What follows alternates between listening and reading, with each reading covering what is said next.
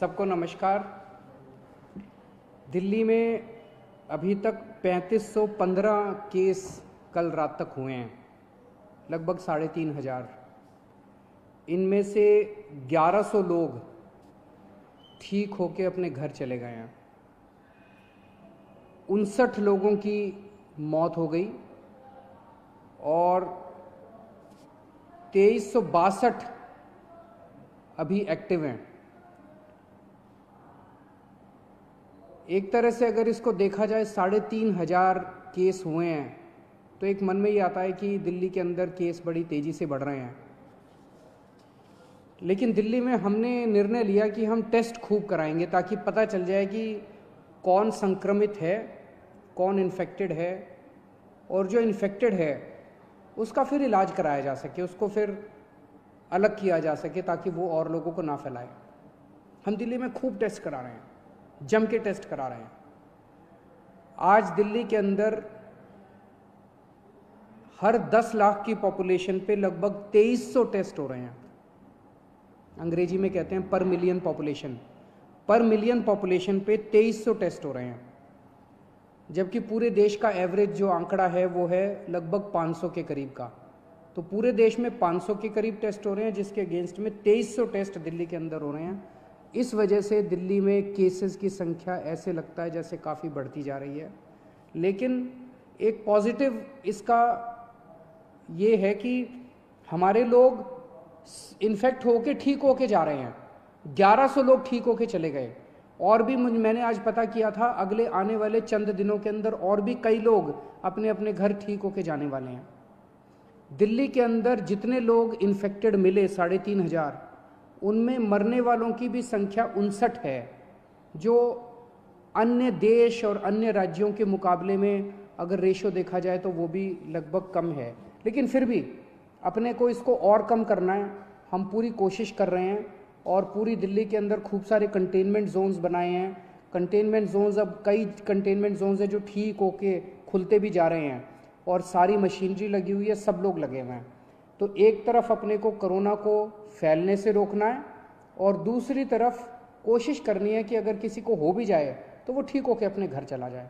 मौत नहीं होनी चाहिए किसी भी हालत में। एक अच्छी खबर ये है कि LNJP अस्पताल के अंदर हमें केंद्र सरकार से परमिशन मिली थी प्लाज्मा थेरेपी को ट्रायल करने के लिए। उसके हमने कुछ चंद मरीजों को प्लाज्मा थेरेपी दी। उनमें पहला मरीज कल ठीक होके अपने घर चला गया है प्लाज्मा थेरेपी की वजह से, जो कि सीरियस था, काफ़ी सीरियस था, ICU में था, लेकिन कल वो ठीक होके अपने घर चले गए हैं।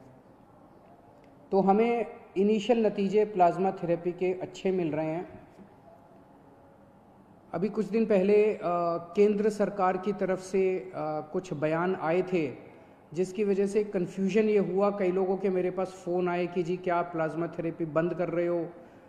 केंद्र सरकार ने केवल इतना कहा था कि जिन लोगों को केंद्र सरकार से अप्रूवल है वही लोग प्लाज्मा थेरेपी के ट्रायल करें, दूसरे लोग ना करें।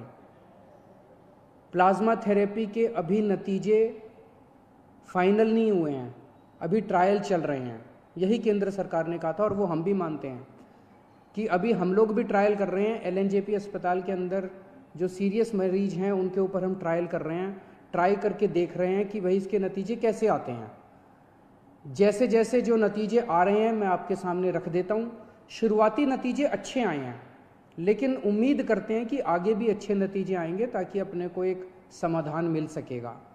तो कुछ लोगों ने कहा कि क्या आप बंद कर रहे हैं? नहीं, दिल्ली के अंदर प्लाज्मा थेरेपी के ट्रायल पूरी जोर शोर से चल रहे हैं और जैसे जैसे जो नतीजे आएंगे मैं आपको बताता जाऊंगा। मुझे बेहद खुशी है, 1100 के करीब लोग जो दिल्ली में ठीक हो गए उनसे हम लोग संपर्क कर रहे हैं और सभी लोग लगभग अपना प्लाज्मा डोनेट करने को तैयार हैं। सबको ये लगता है कि यार मैं बच गया, अब मेरे प्लाज्मा की वजह से अगर कोई और बचता हो तो बहुत अच्छी बात है। तो मैं सब लोगों का, जो लोग प्लाज्मा के लिए डोनेट कर रहे, अपना प्लाज्मा डोनेट कर रहे हैं, जो रिकवर हो गए, उन सब का तहे दिल से शुक्रिया अदा करना चाहता हूं कि वो दूसरों की ज़िंदगी बचाने के लिए अपना प्लाज्मा डोनेट कर रहे हैं। इस वक्त सबसे बड़ी मार गरीबों को लगी है। रोज़ कमाने खाने वालों को बहुत बुरी मार लगी है, उनके घर में तो खाने पीने के लाले पड़ गए हैं। तो अपनी तरफ से हम पूरी कोशिश कर रहे हैं। हमने इस महीने हम राशन दुगना दे रहे हैं मुफ्त में।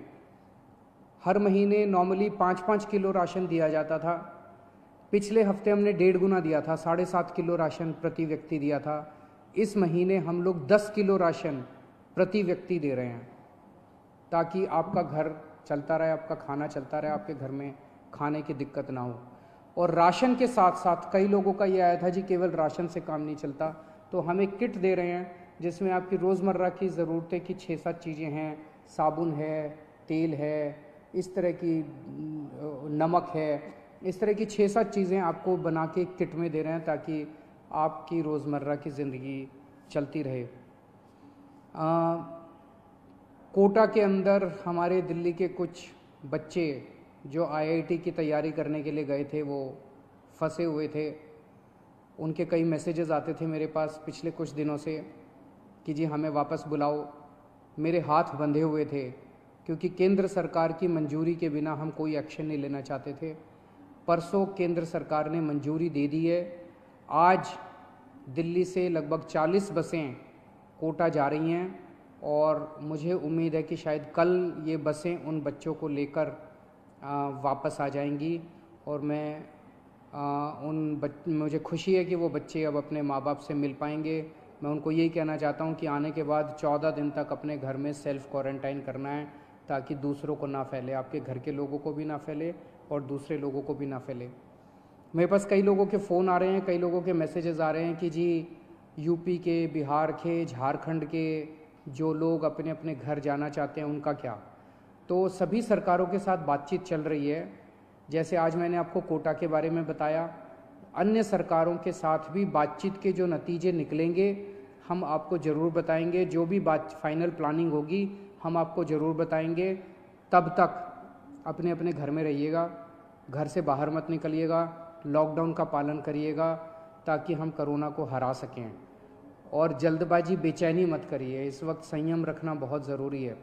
जिस राज्य के साथ जो भी फाइनल होगा मैं आपके सामने आके आपको बताऊंगा।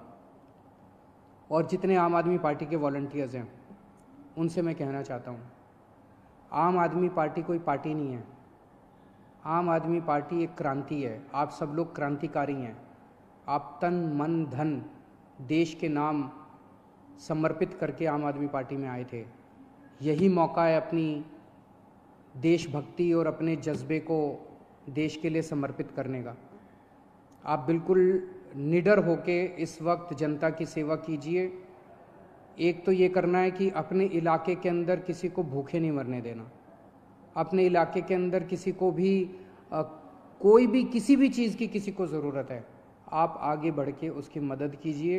ये पुण्य का काम भी है, ये देशभक्ति का काम भी है। और बिल्कुल निडर होके आप लोग काम कीजिए। अपनी भी सुरक्षा रखिए, सोशल डिस्टेंसिंग रखिए, अपनी भी सुरक्षा रखिए। लेकिन जो भी इस वक्त ज़रूरत में है, बहुत गरीब लोगों की मैं कहानियाँ सोशल मीडिया पे पढ़ता रहता हूँ, लोगों से सुनता रहता हूँ और बहुत दर्दनाक कई लोगों के दिक्कत हो रही है।